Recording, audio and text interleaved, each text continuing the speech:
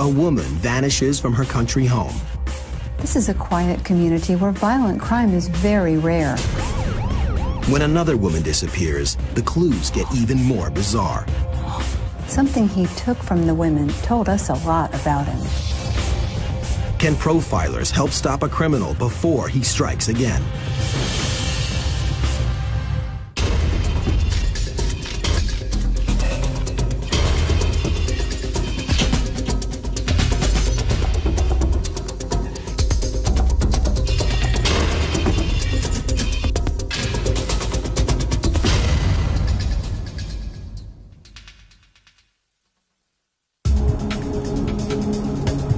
Walker, a rural county in northwest Georgia, a place where everyone knows each other by name.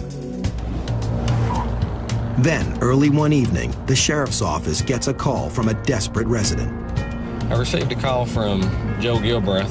He had returned home from work and found that his wife was missing.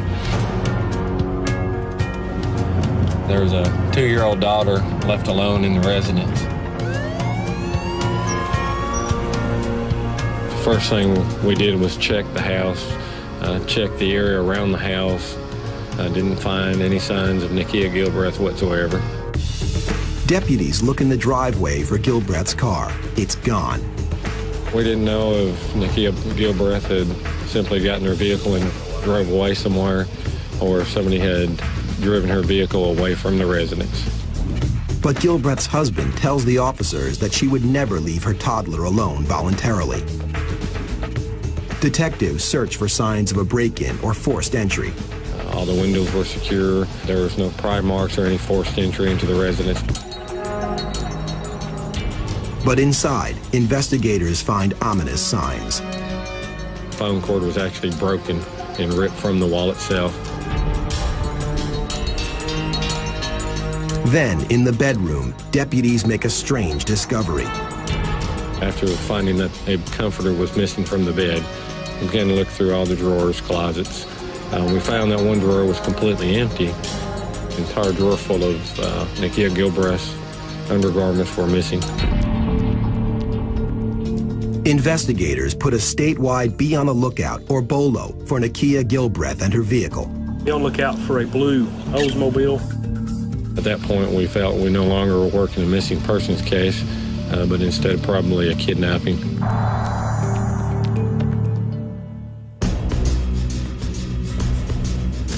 The next morning, Special Agent Del Thomason from the Georgia Bureau of Investigation joins the search. It was crucial that we try to find this lady as soon as possible. We need to hit every logging road, any place that a vehicle may be driven into. We brought in more agents. Citizens in the community got involved, horseback, and also foot searches.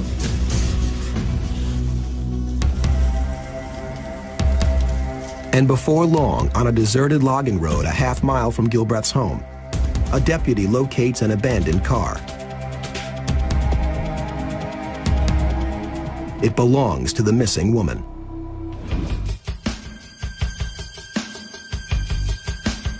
When a crime scene investigator processes the car, he finds some clues.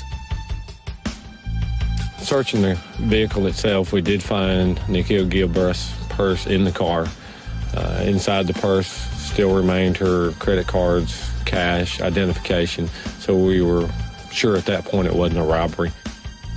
The driver's seat was in the far back position or the rear position. But Nakia Gilbreth is average height. She's 5'5" tall. This indicated to us that whoever drove that vehicle was a very large, very tall person, much larger or much taller than Nakia Gilbreth was. Then Detective Bedford spots something. We did find a second set of tire tracks. They were different, indicating that there was a second vehicle that had been pulled up in there. And next to the tracks, footprints. But they're too big to belong to Gilbreth. Detectives follow the trail. We were able to walk through the woods in some paths that actually led up through the woods to the back of the Nakia Gilbreth residence. The tracks have led investigators to a conclusion. When we felt that happened was that the suspect pulled a vehicle up into this logging road, got on foot, walked through the woods to the back of the Gilbreth residence.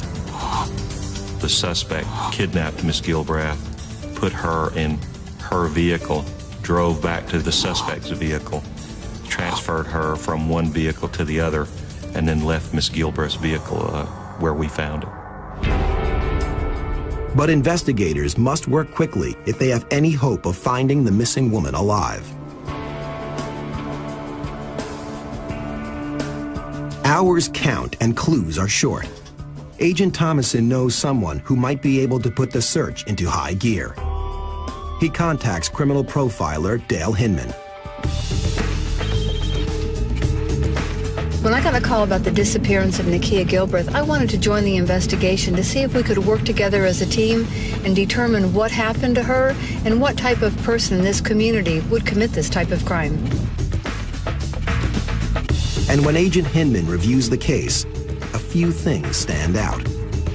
From all accounts, Nakia Gilbreth was a fighter. She wouldn't have left her daughter alone. So the kidnapper probably ripped the phone cord out of the wall and used it to bind her and used the comforter to carry her out of the home. But of all the evidence, it's the missing underwear that tells Agent Hinman the most about the kidnapper. We've often seen individuals who burglarize homes and steal the victim's undergarments. But what was so unusual about this case was that he abducted the victim and he took her undergarments.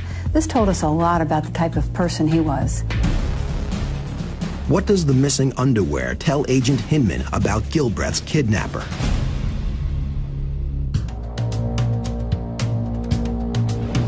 Nakia Gilbreth has been abducted from her Walker County, Georgia home. Ralph Stone from the Georgia Bureau of Investigation and I teamed up to hopefully provide some insight to the detectives in the type of person they should be looking for. When Agent Dale Thomason leads the profilers on a tour of Gilbreth's property, Agent Stone is immediately struck by its seclusion. My first impression was when we drove up here, Dale, was that this is really isolated. You have to be driving on this road to want to come here. This road only leads to these people's home. So it sounds like the offender probably has been here in the past. He wasn't just out driving around and happened upon this residence, and he's probably somebody who's local and familiar with this area. Okay. But the location of the victim's car will tell profilers just how well the offender knows the area. The car was found approximately a half a mile back up in these woods, and this is the scene where the car was found. There's some tracks that are there that are not consistent where her vehicle was parked. So the offender took the victim and put her in the car and then drove up to that area in the woods? That's what we believe. The logging road was a good vantage point for the offender. He would have been able to see when the victim's husband left for work and that she would be there alone. This suggested he was stalking her. But did the stalker plan to abduct his victim? He doesn't come to the house prepared to commit the crime because he's using a phone cord and a comforter that belong here in the house. And if he had thought this through really well, he would have brought something to tie her up with and something to wrap her up with. Perhaps it's his first crime. But if the offender didn't come prepared to take the victim, what did he come for? We've learned that there's underwear missing from inside the house that belonged to her. Her lingerie could represent a fetish item to him, and it could be just as attractive to him as she is. This is a way you can link, past or future events to this woman. If the offender had taken one or just a few of the victim's personal items, that would suggest a trophy to us. But the taking of all of the undergarments brought on a whole different meaning. Undergarments are fetish items, and it's the items themselves that cause the individual to become aroused. So we didn't understand why he took all of the victim's undergarments for arousal and then took the victim as well. The offender's behavior gives the profilers some clues about his criminal record.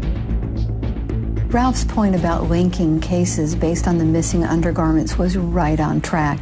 Perhaps this individual had committed burglaries in the past and stolen undergarments as well.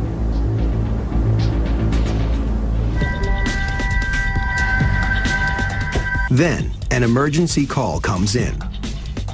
A woman's body has been found on a ridge. We found a female who had been there for a couple of days. The physical description of the body matched that of Nakia Gilbreth. This investigation has now turned into a kidnapping and murder investigation. A special agent inspects Gilbreth's body to find out how she died. We saw that we had ligature marks on both her hands and feet. There was some wadding of some type of material pushed down in her mouth. We found that it was in fact an industrial type paper towel. Cause of death was asphyxiation. And that's not all. There are some indicators that there has been a sexual assault. We didn't know if the offender planned to kill the victim all along or if she asphyxiated when he was putting the paper towels in her mouth to muffle her screams. But based on the evidence at the victim recovery scene, we knew this individual was a sexual offender.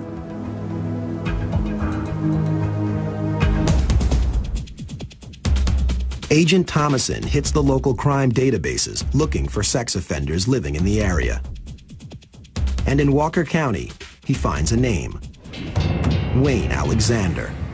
The crime report says he has a history of child molestation and lives just a couple of miles from the Gilbreths.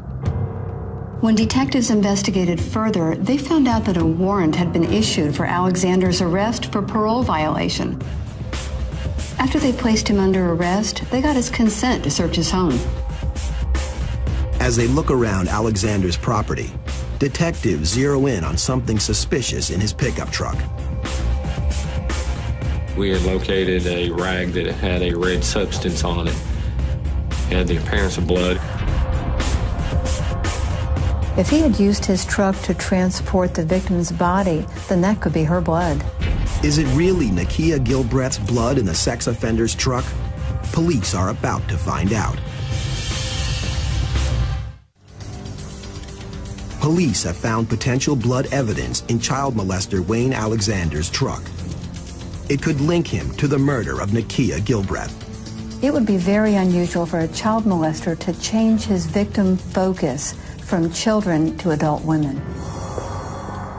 I went over to the Georgia Bureau of Investigation Crime Lab to see what the evidence would tell us.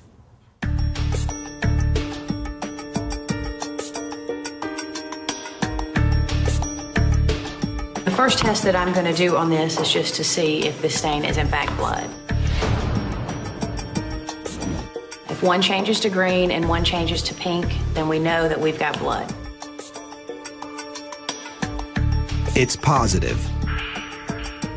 But further analysis leads to a disappointment. The blood on this mat is blood of non-human origin. It turns out that the blood sample is from a snake. Living in the country as we do, I didn't think that was unusual. On occasion, people would skin a snake and maybe even eat the meat. The evidence clears Wayne Alexander. The killer is still out there.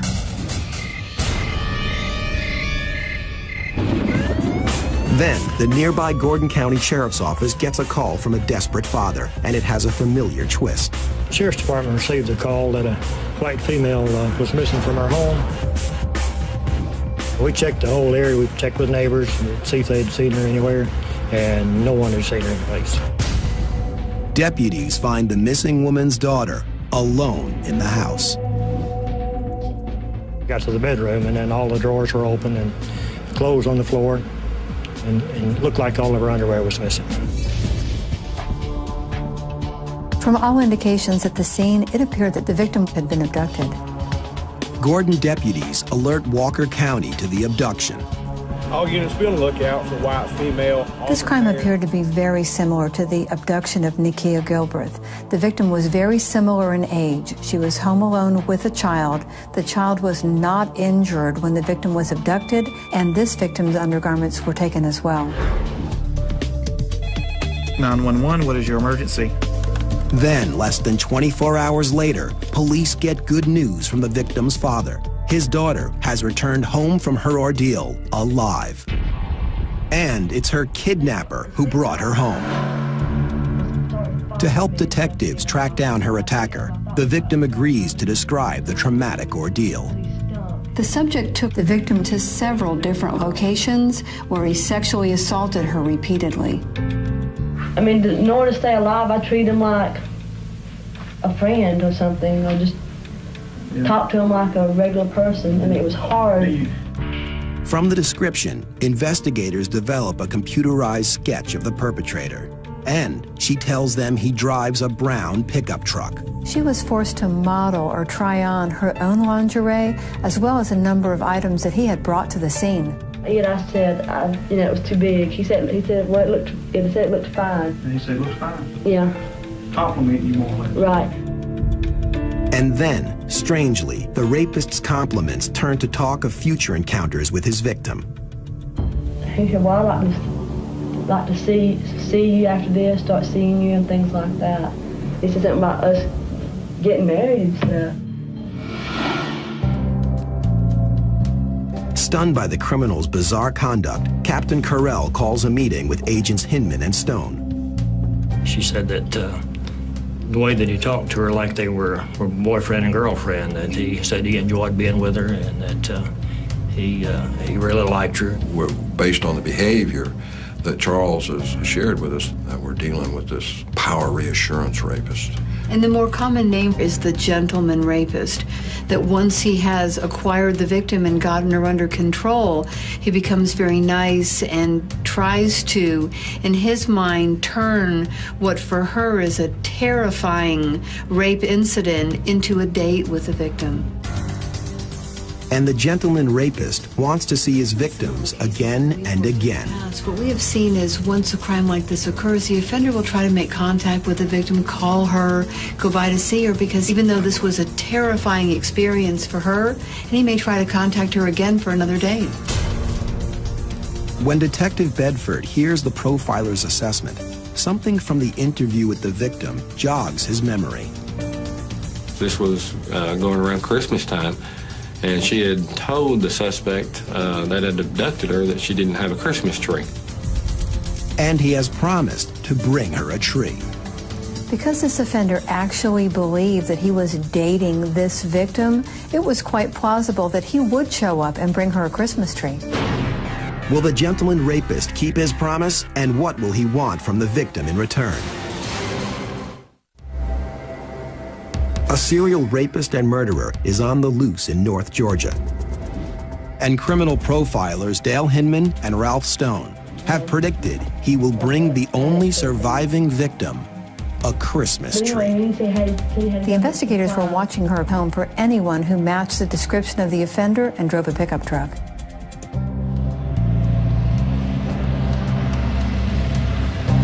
Then, incredibly, the suspect follows through with his promise. The suspect came back and actually dropped off a Christmas tree at her house in the front yard. Investigators were able to obtain the tag number from the pickup truck. The owner of the vehicle was identified as Jamie Ray Ward. Investigators mobilize quickly. They get a warrant to search Ward's house. In a room off limits to his wife and 2 children, Ward keeps his secret life hidden from his family. And in the room, the profiler's assessments come to life. We began to find items in the house that were sexual nature. There was ladies' underclothes in one particular room of the house. In addition, we found the telephone cord that matched exactly the cord that was missing. It's the one that Ward used to bind Nikia Gilbreth. The investigators determined that Ward had selected both of these victims because he worked at a well drilling company and he had done work at both of their homes. Jamie Ward was a physically imposing man who was much larger than either of the victims, and there was no way for them to predict what he was planning to do. Nakia Gilbreth probably resisted and fought, and the other victim did not. This could be the only reason why she survived. Police charged Jamie Ray Ward with murder and kidnapping. Ward is convicted and sentenced to death. Nothing can ever lessen the trauma that was inflicted on these victims and their families, but thanks to the hard work and cooperation of everyone involved in this investigation, Jamie Ward was brought to justice.